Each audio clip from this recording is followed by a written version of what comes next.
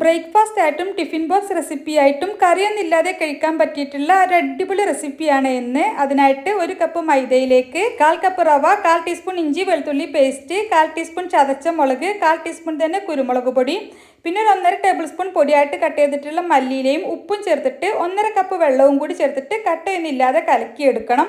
ഒരു ദോശമാവിൻ്റെ കൺസിസ്റ്റൻസിയാണ് വേണ്ടത്. ഇനി നമുക്ക് ഇത് കുറച്ച് സമയം മാറ്റി വെക്കാം. ആ സമയം കൊണ്ട് കുറച്ച് വെളിച്ചെണ്ണയിലേക്ക് ഒരു വലിയ സവാള, കുറച്ച് ഉപ്പ് ചേർത്തിട്ട് വഴറ്റിയെടുക്കാം. ഇനി ഇതിലേക്ക് 1/4 ടീസ്പൂൺ ചതച്ച മുളകും 1/4 ടീസ്പൂൺ കുരുമുളക് പൊടിയും ചേർത്തിട്ട് നന്നായിട്ട് മിക്സ് ആക്കി എടുക്കാം. ഇനി ഇതിലേക്ക് 2 മുട്ടയാണ് എടുത്തിട്ടുള്ളത്. അതൊന്ന് ഗ്രേറ്റ് ചെയ്തിട്ട് നമുക്ക് ഇതിലേക്ക് ചേർത്തിട്ട് നന്നായിട്ട് മിക്സ് ആക്കിയതിന് ശേഷം ഇതിലേക്ക് 1-2 ടേബിൾ സ്പൂൺ പൊടിയായിട്ട് കട്ട് ചെയ്തിട്ടുള്ള മല്ലിയില കൂടി ചേർത്തിട്ട് ഒന്ന് മിക്സ് ആക്കിയിട്ട് മാറ്റി വെക്കാം. ഈ സമയം കൊണ്ട് നമ്മളുടെ ദോശമാവൊക്കെ ചെറുതായിട്ടും തിക്കായിട്ട് വന്നിട്ടുണ്ടാവും. അപ്പോൾ ഇതാണ് മാവിൻ്റെ കൺസിസ്റ്റൻസി. 2 കപ്പ് വെള്ളത്തിൽ 1.5 കപ്പ് വെള്ളമാണ് ഞാൻ ഒഴിച്ചിട്ടുണ്ടായിരുന്നത്. ഇനി പാനിലേക്ക് കുറച്ച് ഓയിലോ നെയ്യോ ഒന്ന് തടവിയതിന് ശേഷം ഓരോ തവി മാവ് ഒഴിച്ചിട്ടൊന്ന് ചുറ്റിച്ച് കൊടുക്കുക.